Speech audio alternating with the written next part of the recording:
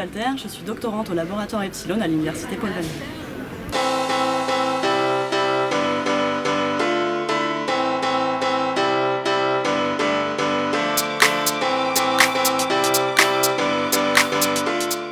Je réalise ma thèse sous la direction de Lionel Brunel, maître de conférence en psychologie cognitive à l'université Paul Valéry et membre du laboratoire Epsilon,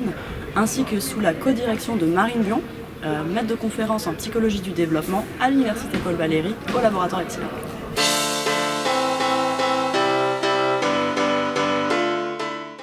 Ma thèse porte sur les cyberviolences, c'est-à-dire les actes d'agression qui ont lieu en ligne et qui peuvent mener à du cyberharcèlement. On s'intéresse plus particulièrement aux causes et aux conséquences des cyberviolences en termes de processus de régulation cognitive, sociale et émotionnelle, et ce de l'adolescence jusqu'à l'âge adulte.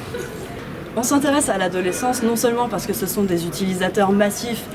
des réseaux sociaux et des outils connectés, et que plus on passe de temps en ligne, plus on a de risque d'être impliqué dans une situation de cyberharcèlement, mais aussi parce que les récents modèles neurocognitifs mettent en évidence une hypersensibilité socio-émotionnelle qui est propre à l'adolescence et qui potentiellement engendrerait des conséquences plus graves sur le fonctionnement des individus adolescents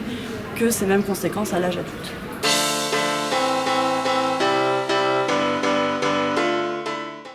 Dans ce projet de thèse, nous utilisons une méthode expérimentale. Cette méthode, elle repose sur un paradigme d'exclusion sociale en ligne qui s'appelle la cyberball et qui nous permet de reproduire une forme de cyberviolence la plus minime qu'il est possible éthiquement d'infliger à un individu.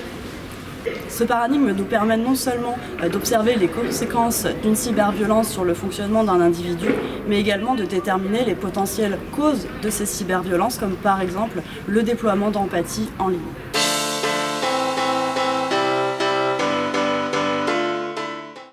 Les résultats préliminaires de l'une de nos premières études suggèrent que l'exclusion sociale vécue en ligne impacte différemment les adultes et les adolescents, le fonctionnement cognitif des adolescents étant plus affecté par ce phénomène que celui des adultes, mais il nous manque quelques données complémentaires pour venir affirmer cette hypothèse.